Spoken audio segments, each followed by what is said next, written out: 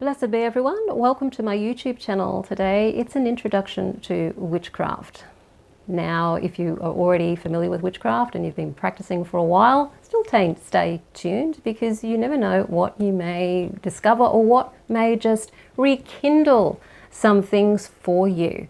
Often going back to the basics can spark some practices or something that you've been sort of letting slide for a little while and you'd like to get back to. For those of you who don't know who I am, my name is Sandra. I am the author of Crafting Your Wiccan Path. If you want to know more about Wicca and witchcraft, shadow work, spell crafting and magic, as well as tarot, hit the subscribe button and the notification bell so that you don't miss any videos. And if you want to know where to start your witchcraft practice, but you're just confused by all of the practices out there, and you're wanting to know, well, what do I begin with? And then if I've done that, then what do I learn next? You know, how do I actually learn this craft so that it makes sense and I'm not just grabbing things here, there, and everywhere and trying to piece them together? I have a free masterclass. It's called How to Start Your Witchcraft Practice. There's a link in the description field below this video. You can also find it on my website, mysterywitchschool.com, along with a lot of my other freebies on that website as well. So let's begin with trying to define what witchcraft actually is. When I think of witchcraft, I do think of spells and magic, and I think most people do. And whether this is coming from, you know, cultural stories and whatever, it is actually the truth. Witches do spells. Witches do put their will out into the world and want to create change using our intentions. And we often use other earthy objects to help us with that, such as herbs, such as crystals, and various other things that are very earth and very grounded.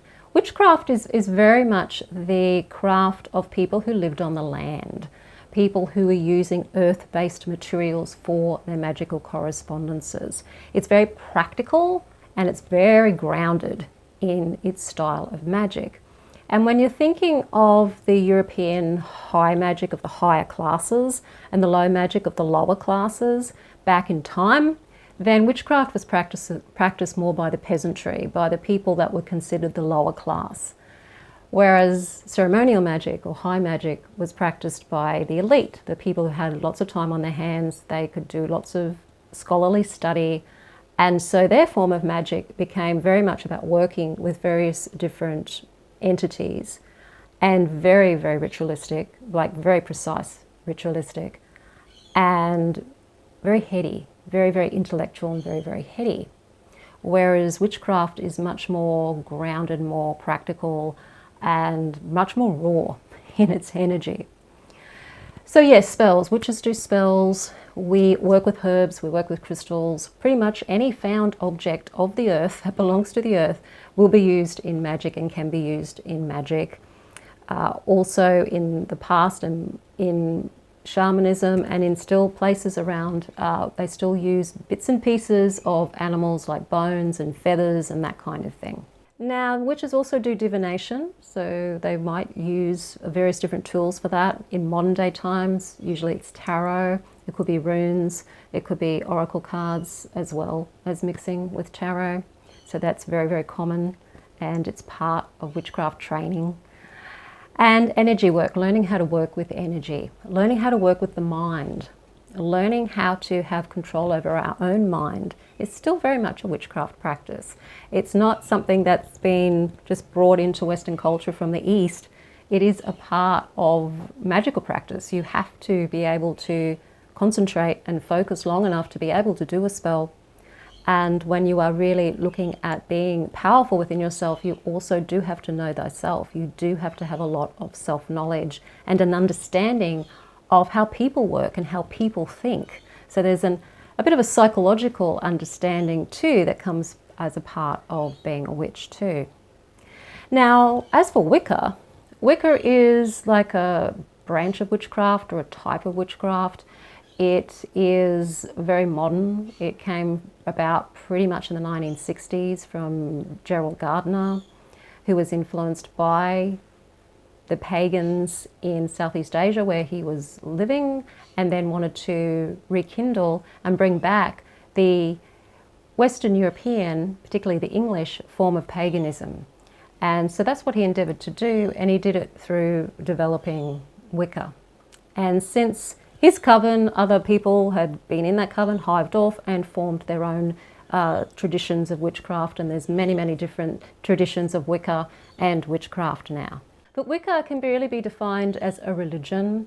There is definitely a belief in a god and a goddess in Wicca, and set ritual structures like a particular way of doing a circle. Now, there are various different ways that you can cast a Wiccan circle, but generally speaking, it's pretty much the same thing. It's just slightly different according to maybe tradition, but you can recognize it as a Wiccan circle.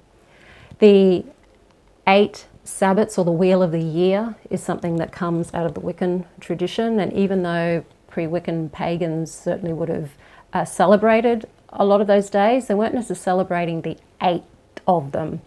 Some were celebrating the solstices and equinoxes, while others were celebrating the greater Sabbats, or the ones that are in between those. And then they kind of got merged together by Gerald Gardner and became the Wheel of the Year. Wiccans also have the Wiccan Rede, which is another thing that came from Jerry, and that is, "And at harm none, do what thou wilt," which he kind of borrowed from Aleister Crowley's "Do what thou wilt shall be the whole of the law, love is the law, love under will." It kind of got misinterpreted, that completely misinterpreted and misunderstood, and I think Gerald misunderstood it as well, because he kind of felt that the "do what thou wilt" part was just giving you a license to do whatever your ego wants you to do, but it's not actually the ego that's referring to, it's actually the higher self that's referring to. But anyway, he added the caveat at the end, "and at harm none," so do what thou wilt as long as it doesn't harm anybody or harm anything. The problem with that, of course, is that it's impossible to live without harming. Life actually depends on death to keep going. It's part of nature. It's how it is. And when we're connecting to nature and being a nature religion, such as Wicca, then we need to actually understand that. And I think that sometimes the ideology around the "and at harm none, do what thou wilt" kind of tries to get too perfect to not harming anything or anyone, when really it should be about try not to harm anything as much as you can and still survive on this planet and still have a life on this planet that is a reasonable life on this planet. So witchcraft is very much a practice. It's a way of life. Wicca is a religion, technically speaking. And the common practices are spells and magic, rituals, ceremonies, working with the same tools, very similar tools that we work with, working with the elements, working with the phases of the moon. So if you're wanting to get started with this, it doesn't matter whether you don't know whether you want to do Wicca, or if you want to do witchcraft, or if you want to be a lunar witch or a green witch or a who knows what else witch. Just look and research about witchcraft in general. You don't have to choose a box to live in. Just research it, find out what witches say, what witches do, YouTube videos such as this one, blogs, all that kind of thing, and get a feel for what witches are doing these days and how they approach Wicca and witchcraft, what they call it, whether they do have a box that they put themselves in that's very, very, very, very limited in their practice, or whether they're more broad, more eclectic like I am. And then keep researching, keep reading, keep watching, and learn as much as you can. Get a feel for it first. And then start to think about, how do you want to practice? What draws you to the practice? What is the thing that's drawing you to witchcraft? Is it the spell work? Is it the ability to be able to influence change in your life? Is that the reason for coming? Often that's the reason people come in the first place. Or is it the connection to nature? Is it wanting to come back to the divine feminine, or a balance between the divine feminine and the divine masculine that you're wanting to find, within and without yourself and within nature? Are you looking to connect with who you are and your spiritual self through already connecting to nature, already feeling spiritual when you're in nature?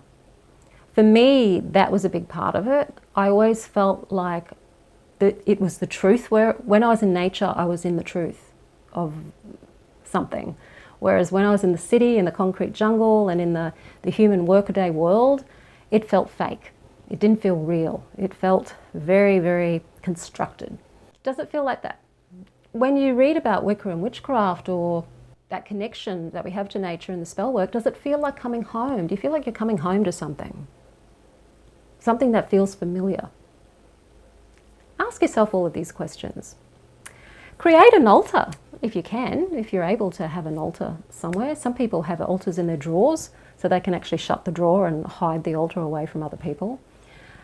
And on your altar you could have candles if you're able to have candles. I know some people can't. You might have statues of the goddess and god, or various different deities. Or you might just simply like to put some found natural objects on your altar, like some shells and some pine cones, or representations of the elements, for example. You don't have to have an altar, but an altar is where you come to. It's like a central point that you come to every day when you do your daily practice, and it brings you home. It brings you to something that's physically tangible in this 3D reality that can connect you psychologically to your practice. Start learning how to do meditation, because meditation is important for spell work. You need to be able to concentrate for at least 60 seconds to be able to do a spell. And the meditation also helps you start to understand yourself more. And the more you can understand yourself, the better at magic you will get. So I do totally recommend meditation. And then do a spell. Try a spell. Try a simple spell. One that you've got a pretty good chance of being successful at. Don't do what I did. My first spell was to win the lottery, which is a pretty silly place to start, really. And so don't start there. Start at something that is more likely you'd get anyway, even without the spell, so that you can start to build some confidence. And don't be afraid to try a spell on your own. If it's for, something that's simple to begin with.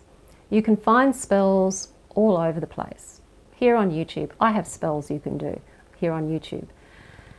Blogs have spells. There's spells everywhere. There's spell books everywhere. So try some spells. Now, in the How to Start Your Witchcraft Practice, I go into more detail about where to start and what to do. So do make sure you do go and watch that video, that masterclass, How to Start Your Witchcraft Practice. Link in the description field below the video, because that actually gives you the blueprint for this is where you start and this is what you'll do in the next month. I actually give you a 12-month plan so that you can sort of pace yourself over a 12-month period. And then if you're really wanting to learn Wicca and witchcraft, and you're wanting to learn that with me and other like-minded people, because you know that doing it on your own is just not going to happen, or you struggle to do it on your own, or maybe you've been trying to do it on your own for a while and you know that it's just not happening, you need some guidance, you need some structure, then I have an online course. It's a 12-month online course called the Mystery Witch School 101. And in that course, you will be guided right from the very, very beginning, doing energy work, and you build on that every month. There's a new module delivered to you, and you build on your skills. And over that 12-month period, you learn all of the first degree stuff that would be taught in, say, first degree Wicca, and a little bit of second degree stuff as well. It's not traditional Wicca. It's very eclectic. I use the Wiccan form because it's a form. And forms are easy then to be able to teach in. So I do use that, and it's pretty common to modern witchcraft practices, everything that you'd learn in there. So that's the Mystery Witch School 101 Academy, and you can also find that on my website too, on my homepage and on my courses tab on my website, mysterywitchschool.com. So if you like the video, hit the like button, share it with your friends, don't forget to subscribe, and I will see you on the next video. Blessed be.